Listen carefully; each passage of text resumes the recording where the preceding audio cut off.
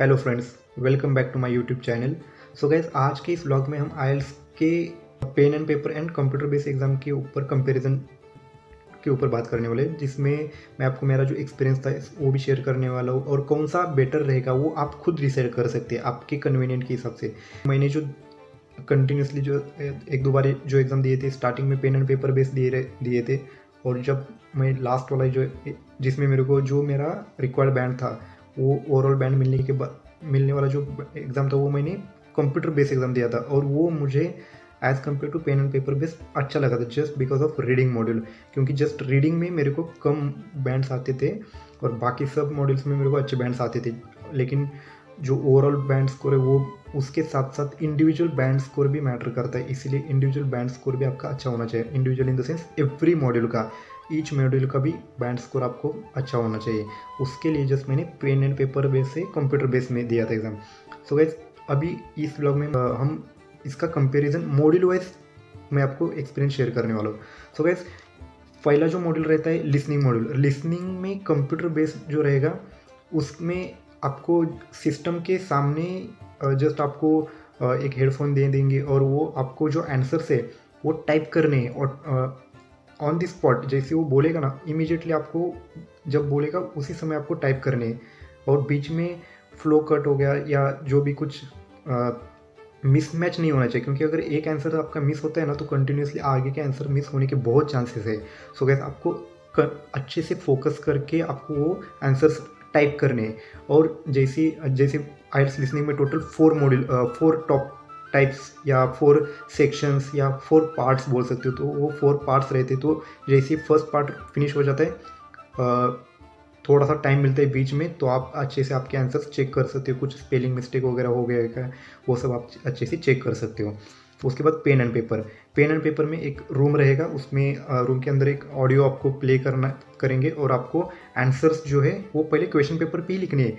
आपको directly answer sheet पे ऊपर लिखने की ज़रूरत नहीं, क्योंकि आपको एक्स्ट्रा टाइम मिलता है। लास्ट के 10 मिनट्स में आपको एक्स्ट्रा टाइम दिया जाता है, जिसके अंदर आपको कोई ऑडियो नहीं सुनाएगा। डायरेक्टली आपको आंसर्स शिफ्ट करने क्वेश्चन पेपर से आंसर शीट पे। ओके, इसके बाद आपको जो की डिफरेंस है, सबसे जो अच्छा पॉइंट है कि इसमें पेन एंड पेपर बेस का थोड़ा सा बेनिफिट है कि आपको एक्स्ट्रा टाइम मिलता है। तो आपका अगर कोई स्पेलिंग मिस्टेक हो रहा है या कोई आंसर्स मिस हो रहा है तो तुक्का मारने का आपको चांस रहता है एक्स्ट्रा 10 मिनट्स में। कंप्यूटर बेस में लेस टाइम रहता है। तो ये डिफरेंस था लिसनिंग मॉड्यूल में। इसके बाद आता है रीडिंग मॉड्यूल। अभी रीडिंग मॉड्यूल जो रहेगा, कंप्यूटर बेस में आपको पैसेज देंगे स्क्रीन के ऊपर, तो स्क्रीन के ऊपर ही आपको स्क्रॉल करना है। जैसे हम लैपटॉप में कोई भी ऐसा जैसे गूगल का कोई एक पेज ओपन किया तो आप जैसे नीचे नीचे स्क्रॉल करते तो एक पैसेज जो रहेगा पूरा कंटिन्यूसली पैसेज रहेगा, आपको स्क्रॉल करना है नीचे नीचे। ओके, उसमें आपको एक बेनिफिट रहता है कि येलो हाईलाइट या डिफरेंट डिफरेंट कलर के हाईलाइटर रहते हैं उसमें, उससे आपको जो भी मेन वर्ड रहेगा या कीवर्ड्स रहेंगे आप जल्दी जल्दी ऐसा स्पीड में हाईलाइट कर सकते हो, ताकि आपको जब आंसर्स ढूंढोगे ना तो वो टाइम पे आपको इमीडिएटली वो आंसर्स मिलने में थोड़ा हेल्प हो जाता है। और आपको आंसर्स जो है वो कंप्यूटर बेस्ड एग्जाम में हाईलाइट करने के बाद उधर ही टाइप करने आंसर्स आपको इमीडिएटली टाइप करने होते हैं। इसके बाद आता है pen and paper base exam. Pen and paper base में फिजिकल बुकलेट दे देंगे, ऐसा पेजेस रहते हैं आपको फ्लिप करने होते हैं, और उसमें थोड़ा आपको अगर आप अच्छे से स्पीड में स्कैनिंग एंड स्कीमिंग करके आप रीड कर सकते हो तो वो थोड़ा आपके लिए ईजी भी रह सकता है, कुछ लोगों के लिए ईजी भी रहता है pen and paper base exam reading के लिए, और पेजेस ऐसा फ्लिप करने में थोड़े ईजी रहते हो as compare to scrolling and all. इसमें जो मेन डिफरेंस रहेगा, कंप्यूटर बेस में आपको स्क्रोलिंग में दिक्कत आ सकता है, पेन एंड पेपर बेस में आप इजीली ऐसा फ्लिप कर सकते हो पेजेस। इसके बाद आता है थर्ड मॉड्यूल जो रहेगा राइटिंग मॉड्यूल में कंप्यूटर बेस एग्जाम में और पेन एंड पेपर बेस में बहुत डिफरेंस है। इसमें जिनका हैंड राइटिंग थोड़ा सा वीक है या स्पीड में लिख नहीं सकते, तो उनके लिए ये कंप्यूटर बेस एग्ज़ाम थोड़ा अच्छा रहता है, क्योंकि आपको उसमें टाइप करना होता है। और अभी मोस्टली बहुत सारे लोग अभी मोस्टली लैपटॉप, मोबाइल या जो भी है यूज़ करते रहते, तो आपका टाइपिंग का स्पीड मोस्टली मॉडरेट रहता ही है। अगर आपने आईएलटीएस के लिए थोड़ा प्रैक्टिस किया तो उसमें और थोड़ा इम्प्रूव हो जाएगा।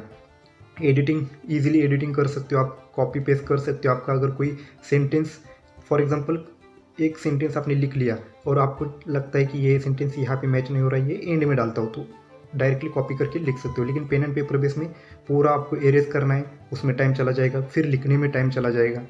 ये एक आपको बेनिफिट एंड एडवांटेज बोल सकते हैं इसके लिए। पेन एंड पेपर बेस में आपको हैंड रिटन में पूरे बड़े बड़े एसेस वगैरह लिखने हैं, कोई यहाँ पे एडिटिंग नहीं कर सकते, कोई गलत हो गया मतलब गलत ही, आपको पूरा डैश ही करना है उसके ऊपर।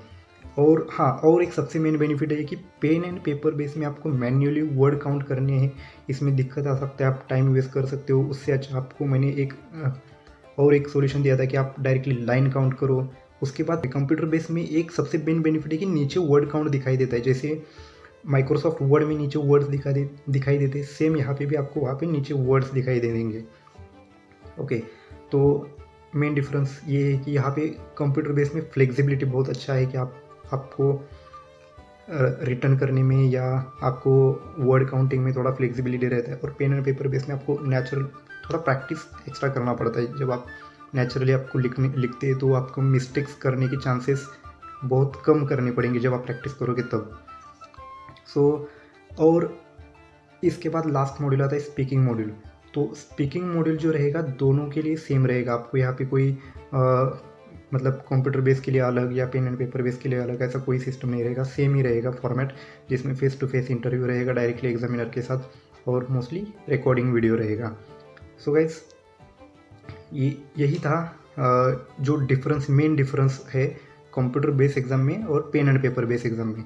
सो गाइस, मेरा जो एक्सपीरियंस था वो पेन एंड पेपर बेस में मेरे को लिसनिंग भी ठीक जा रहा था, राइटिंग भी ठीक जा रहा था, स्पीकिंग भी ठीक जा रहा था। जस्ट रीडिंग मॉड्यूल में मेरे को दिक्कत आ रहा था क्योंकि मेरा every time low band score आ रहा था जस्ट रीडिंग मॉड्यूल में। और मैंने जस्ट सोचा कि यार इस बार हम थोड़ा कंप्यूटर वाला एग्ज़ाम ट्राई करके देखते हैं, क्योंकि मैंने यूट्यूब पे भी देखे कंप्यूटर के एग्ज़ाम्स कैसे रहते हैं, तो उसमें मेरे को पता चला कि वो हाईलाइटिंग ये वो थोड़ा बेनिफिशियल है और उसमें थोड़ा टाइम सेव भी हो जाता है।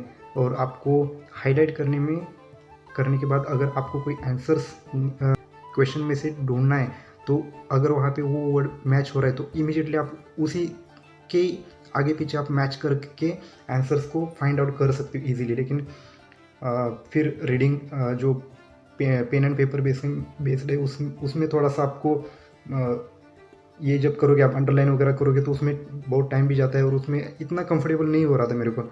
इसलिए मैंने सोचा कंप्यूटर वाला एग्ज़ाम ट्राई करते हैं और उसमें मेरे को अच्छा स्कोर मिला था। ओवरऑल अगर देखा जाए ना तो कंप्यूटर बेस्ड एग्ज़ाम थोड़ा सा एडवांटेजेबल है, क्योंकि इसका जो रिज़ल्ट है ये भी रिज़ल्ट 3 to 5 वर्किंग डेज़ के बीच में आ जाता है और जल्दी रिज़ल्ट आ जाता है। और पेन एंड पेपर बेस का almost 10 days 12 days 13 days working days भी लगते हैं, तो बहुत मतलब टाइम लगता है रिज़ल्ट आने के लिए। और आपका डेडलाइन एडमिशन का डेडलाइन वगैरह जल्दी आ रहा है तो आपके लिए बेनिफिशियल रहेगा कि आप यही एग्ज़ाम दे दो जो कंप्यूटर बेस्ड एग्ज़ाम है। ओके, सो गाइस, यही था कि डिफरेंस और बेनिफिट्स डिसएडवांटेजेस ये दोनों एग्ज़ाम के। और अब भी आप प्रैक्टिस करते समय आपको पता चलेगा कि आपका मिस्टेक्स कहाँ पे हो रहा है और आपको कौन सा एग्ज़ाम बेनिफिशियल रहेगा, तो उसके अकॉर्डिंगली आप डिसाइड कर सकते हो, उसके अकॉर्डिंगली आप प्लान करके आप खुद एनालाइज कर सकते हो कि मेरा कहाँ पे मिस्टेक हो रहा है और कौन सा एग्ज़ाम मेरे लिए अच्छा रहेगा। उसके पॉइंट ऑफ व्यू से आप प्लानिंग करके आप एग्ज़ाम बुक कर सकते हो। सो गाइस, जो भी एग्ज़ाम दे रहे हो उनके लिए wish you all the best और आई होप आप सभी को एग्ज़ाम अच्छे से जाए और आपका जो स्कोर है वो डिज़ायर्ड जो भी रिक्वायर्ड बैंड है आप सभी को मिल जाए और जल्दी से जल्दी आपका जो इंटरनेशनल स्टडी अब्रॉड का ड्रीम है वो आपका कंप्लीट हो जाए। सो गाइस, इतना ही था ये व्लॉग में। आई होप आपको ये व्लॉग अच्छा लगा होगा। Thank you for watching this vlog and don't forget to like share and subscribe. मिलते हैं नेक्स्ट व्लॉग में। Thank you, bye bye.